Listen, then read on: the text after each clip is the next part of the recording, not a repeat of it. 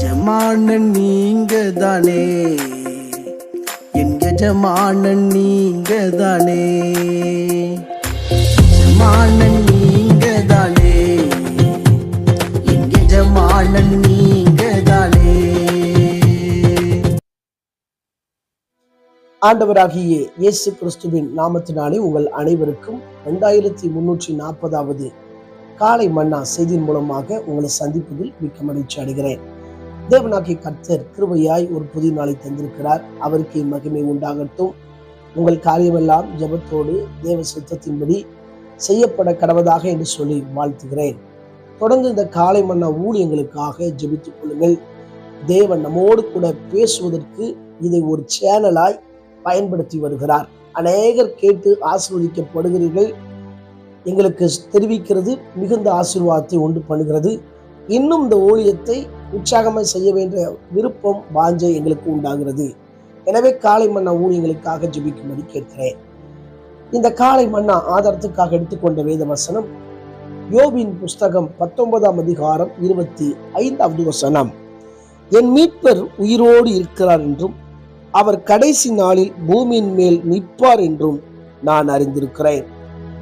எனக்கு பிரியமான கர்த்தருடைய பிள்ளைகளே, அன்பார்ந்த தேவ ஊழியர்களே, அருமையான நண்பர்களே, நாம் அறிந்திருக்க வேண்டிய 2 காரியங்களை இந்த வசன பகுதியிலே வாசிக்கிறோம். யோபு அதை அறிந்திருந்தார். ஆகவேதான் அவருடைய வாழ்க்கையில சரீரம் முழுவதும் தோல் முதல் அழுகி போனாலும், தன்னுடைய வாழ்க்கையில இந்த பூமியில அசையாத சொத்துக்களை போல் இருந்த எல்லாம் அவனை விட்டு போனாலும், தான் பெற்றெடுத்த 10 பிள்ளைகளும் இறந்து போனாலும், யோபினுடைய வாழ்க்கையில அவர் அறிந்திருந்த முதல் காரியம் என்னவென்று கேட்டால், என் மீட்பர் உயிரோடு இருக்கிறார். இதை நீங்கள் சொல்ல முடியுமா? நான் சொல்ல முடியுமா? ஆனால் யோபு இதை அறிந்திருக்க போய்தான் யோபினுடைய வாழ்க்கையில முறுமுறுப்பு இல்லை. அவனுடைய வாழ்க்கையில விசுவாச வார்த்தை இருந்தது. என் மீட்பர் உயிரோடு இருக்கிறார். அந்த மீட்பர் என்ற வார்த்தையினுடைய எபிரேய பதம் கோயல் என்று சொல்லப்பட்டிருக்கிறது. கால் என்று அழைப்பார்கள். இந்த மீட்பர் என்ற எபிரேய வார்த்தையில் கோயல் கால் என்ற பதத்தினுடைய தமிழாக்கம் என்ன கேட்டா, உறவின் முறையில் மீட்பதை பற்றி சொல்லப்பட்டிருக்கிறது. அதாவது நான் ஒரு காரியத்தை இழந்து விட்டேன் என்றால் அதை எனக்கு பதிலாக என்னுடைய உறவை சார்ந்த ஒருத்தர் அதை மீட்டு கொடுக்கிறார்கள். பார்த்தீங்கன்னா, அதுதான் உறவின் முறை மீட்குதலை பற்றி சொல்லப்பட்டிருக்கிறது. இந்த உலகத்துல நீங்களும் நானும் அநேக காரியங்களை இழந்தவர்களாய் இருக்கலாம், ஒருவேளை இல்லாதவர்களாய் இருக்கலாம். ஆனால் நமக்காக இயேசு கிறிஸ்து நல்ல உறவின் முறையில தகப்பனாய், தாயாய், சகோதரனுக்கு சகோதரனாய், எல்லாவற்றிலும் எல்லாமாய் நம்முடைய ஆண்டவராகிய தேவன் இருக்கிறார். எனவே அவர் மூலமாக அனைத்து ஆசீர்வாதங்கள் நமக்கு உண்டு.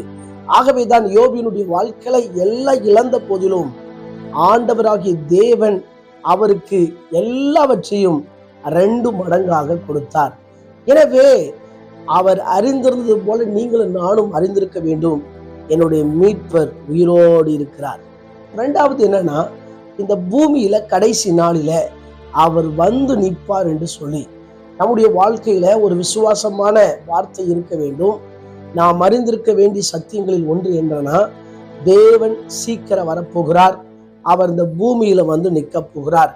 தன்னுடைய பிள்ளைகளை, தனக்காக வாழுகிறவர் ஒரு கூட்ட பிள்ளைகளை அவர் சேர்த்து கொள்ள போகிறார்.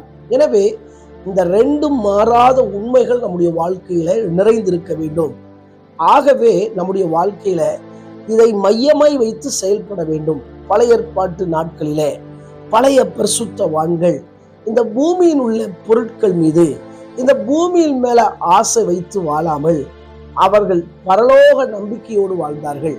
இந்த பூமியில என்னை விட்டு எது போனாலும் பரவாயில்ல, ஆண்டவருக்காக வாழ வேண்டும் என்ற அசையாத நம்பிக்கை இருந்தது. ஆனால் இன்றைய காலங்களில அநேக மக்கள் எப்படின்னா, இந்த பூமிக்குரியது போதும், ஆனால் பரலோகத்துக்குரியது பின்னால பார்த்துக்கிடலாம் அப்படின்னு சொல்லி இருக்கிறாங்க. ஆனால் காலை மன்னா நேர்கள் நம்ம அறிந்து வைக்க வேண்டிய சக்தி என்ன தெரியுமா?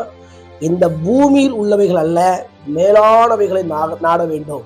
எந்த சூழ்நிலையிலும் இயேசு என்னை மீட்பார், எந்த சூழ்நிலையிலும் இயேசு வருவார் என்ற நம்பிக்கையோடு இந்த உலகத்துல நம்மை தாக்க வருகிற, நம்மளை விழ தள்ளுகிற அந்த பாவத்தை உதறி தள்ள வேண்டும், தீமையை விட்டு விலக வேண்டும். கடைசி காலத்தில் இந்த சத்தியத்தின்படி வாழுகிறவர்கள் தான் தேவனுடைய பரலோக ராஜ்யத்துக்கு போக முடியும், இந்த உலகத்தில் பரிசுத்தமாய் வாழ முடியும். இப்படிப்பட்ட வார்த்தைகளை அவர்கள் தான் சொல்ல முடியும். ஆண்டவர் எனக்கு எல்லாவற்றையும் செய்து முடிப்பார், அவர்தான் என் வாழ்க்கையில் மீட்பராய் இருக்கிறார். எவ்வளவு வியாதிகள் வந்தாலும், வறுமை வந்தாலும், என்னுடைய தேவைகள் பூர்த்தி செய்ய முடியாத சூழ்நிலை இருந்தாலும் அவர் எனக்காக உயிரோடு இருக்கிறார், அவர் என்னுடைய வாழ்க்கையில் அற்புதம் செய்வார் என்ற நம்பிக்கை இந்த பூமியை வெறுக்கிறவங்களுக்கு மட்டும்தான் இருக்கும். எனவே பழைய ஏற்பாட்டு பரிசுத்தவான்கள் அப்படி வாழ்ந்தார்கள்.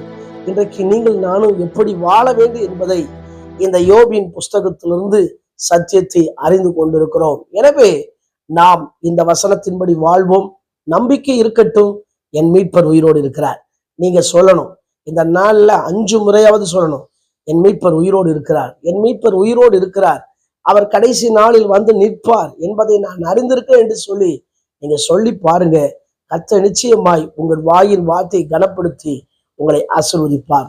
கண்களை மூடி ஜெபிக்கலாம். எங்களை நேசிக்கிற நல்ல தகப்பனே, இந்த வேலைக்காக ஜெபிக்கிறோம். இந்த கடைசி நாட்களில் எல்லாம் மாறிக்கொண்டு வரும்போது நாங்கள் இந்த மாறாத உண்மைகளை அறிந்து வாழ கிருபை பாராட்டுவீராக. தொடர்ந்து எங்களுக்காக ஆண்டவர் ஸ்தோத்திரம், மீட்கும்படி நீர் இருக்கிறீர் ஆண்டவரே. இந்த உலகத்தில் இழந்து போன அநேக காரியங்கள் உண்டு ஆண்டவரே, அதையெல்லாம் மீட்டு எங்களுக்கு தரப்போகிறீர். அதற்காக ஸ்தோத்திரம். பிறந்த நாள், திருமண நாளை நினைவு கூறுகிறவர்களை ஆசீர்வதிங்க. அவங்க வாழ்க்கையில இன்னும் அநேக காரியங்களை செய்வீராக. இயேசுவின் மூலம் ஜெபிக்கிறோம் ஜீவன நல்ல பிதாவே, ஆமென். ஆண்டவர் சித்தமானால் மீண்டும் நாளை காலை புதிய காலை மன்னா செய்தியினுடைய சந்திக்கிறேன்.